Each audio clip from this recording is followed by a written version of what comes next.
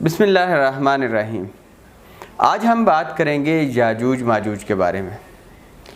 یاجوج ماجوج کو انگلش میں گوگ اینڈ مگوگ کہا جاتا ہے۔ یاجوج ماجوج کا قصہ قرآن میں 2 جگہ پہ بیان ہوا ہے، اور قرآن سے پہلے کتاب مقدس میں بھی یاجوج ماجوج یعنی گوگ اینڈ مگوگ کا قصہ بیان ہوا ہے۔ قرآن میں ایک جگہ پہ یاجوج اور ماجوج کے قصے کو حضرت ذوالقرنین کے ساتھ بیان کیا گیا ہے، جبکہ دوسری جگہ پہ سورہ انبیاء میں ان کے قصے کو ان کے دوبارہ لوٹنے کے ساتھ بیان کیا گیا ہے۔ حضرت ذوالقرنین کا قصہ قرآن میں سورہ کہف میں بیان ہوتا ہے کہ حضرت ذوالقرنین نے مشرق اور مغرب کی طرف سفر کیا، اور ان کا یہ سفر جو تھا وہ پانی تک جاری رہا، یعنی مغرب کی طرف اور مشرق کی طرف، یعنی زمین میں ایک وسیع علاقے پر حضرت ذوالقرنین نے سفر کیا۔ اس کے بعد ایک ایسی جگہ پہ پہنچے جہاں پہ وہاں کے رہنے والے لوگ ایک ایسی قوم سے تنگ تھے جو پہاڑوں کی دوسری طرف سے آ کر ان پر حملہ آور ہوتی تھی اور ان کی ہر چیز کو غارت کر دیتی تھی۔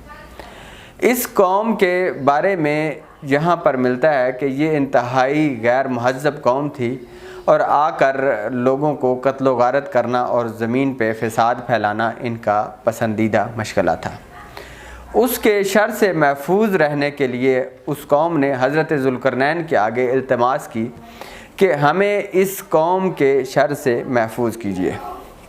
حضرت ذوالقرنین کو اس کام کے عوض وہ قوم کچھ پیسے یا کچھ ہدیہ دینا چاہتی تھی، لیکن حضرت ذوالقرنین نے اس قوم کو خدا کے لیے ان لوگوں سے بچانے کا فیصلہ کیا۔ حضرت ذوالقرنین نے اس قوم سے لوہے کی چادریں منگوائیں جو اس پہاڑی سلسلے کے درمیان وہ درہ جہاں سے وہ قوم ان پر حملہ آور ہوتی تھی، اس کے درمیان وہ لوہے کی چادریں جوڑ کر ایک بلندی تک رکھ دی گئیں۔ اس کے بعد حضرت ذوالقرنین نے اس قوم سے کہا کہ اس کے گرد آگ جلا دی جائے۔ جب اس آگ سے وہ لوہا گرم ہو گیا تو اس کے بعد اس کے اوپر تانبا انڈیل دیا گیا تاکہ وہ ایک مضبوط دیوار بن جائے۔ اب یہ عمودی دیوار جب کھڑی ہو گئی تو اس کے بعد وہ قوم جسے یاجوج اور ماجوج کہا جاتا ہے، جو ان پر حملہ آور ہوتے تھے، وہ نہ تو اس دیوار میں سوراخ کرنے پر قادر تھے اور نہ ہی اس دیوار کے اوپر سے پھلانگ کر آ سکتے تھے، اور ایک انتہائی لمبے مدت کے لیے اس قوم کے شر سے انہیں نجات مل گئی۔ اب یہ واقعہ قرآن میں یہاں تک بیان ہے، لیکن یہ جگہ کون سی ہے اور کس جگہ پائی جاتی ہے، اور زمین پہ کیا آج بھی یاجوج ماجوج پائے جاتے ہیں، اور کیسے اور کہاں پائے جاتے ہیں؟ مفسرین کے مطابق یہ جگہ جورجیا میں واقع ہے، ایک ایسا پہاڑی سلسلہ جو آذربائیجان سے لے کے جورجیا کے آخر تک واقع ہے، جو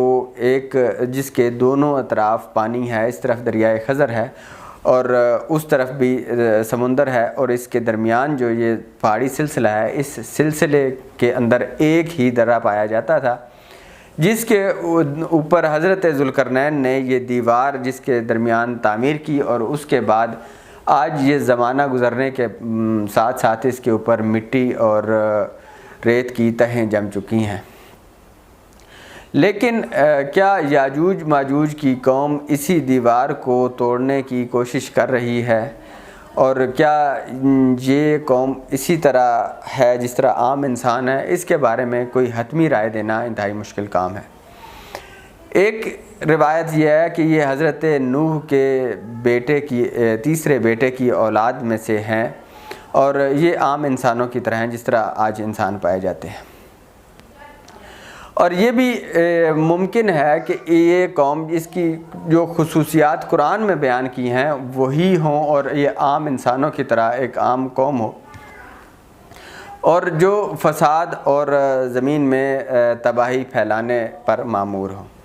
لیکن کیونکہ حضرت ذوالقرنین نے ان کو روک دیا تھا، اور یہ ایک وقت کے بعد دوبارہ یہ اپنے اسی عادات کو دوبارہ پلٹ لیں، یعنی انہی اخلاق اور عادات کے ساتھ دوبارہ اس زمین پر حملہ آور ہوں، جس طرح سورہ انبیاء میں ذکر ہے کہ یہ ہر بلندی سے نیچے اترتے ہوئے نظر آئیں گے اور لوگوں پر حملہ آور ہوں گے۔ یہ کس زمانے میں ہوگا؟ اس زمانے کے بارے میں کہا جاتا ہے کہ یہ آخر الزمان میں یہ قوم اس دنیا پر دوبارہ حملہ آور ہوگی، اور اس کے بعد اس قوم کو خداوند متعال کی طرف سے ایک عذاب بھیجا جائے گا، جس میں ایک یکلخت یہ ساری قوم مر جائے گی، اور اس کے بعد ایک زمین پر بدبو پیدا ہوگی جس کو آسمانی بارش جو ہے اس سے ختم کر دیا جائے گا۔ لیکن یہ قوم اس دنیا میں آج کس جگہ پر واقع ہے؟ کیونکہ انسان نے ترقی کر لی ہے اور اس وقت دنیا کا کوئی حصہ انسانوں کی نظروں سے اوجھل نہیں ہے، چونکہ اس کے بارے میں یہ کہا جاتا ہے کہ ان کی ایک بہت بڑی تعداد ہے جو اس دنیا میں موجود ہے۔ تو یہ کہنا کہ یہ ایک خارق العادہ انسان ہیں کہ جن کے بہت بڑے بڑے کان ہیں یا جن کی ایک عجیب خلقت ہے، یہ بہت مشکل ہوگا، کیونکہ اس وقت دنیا نے ترقی کر کے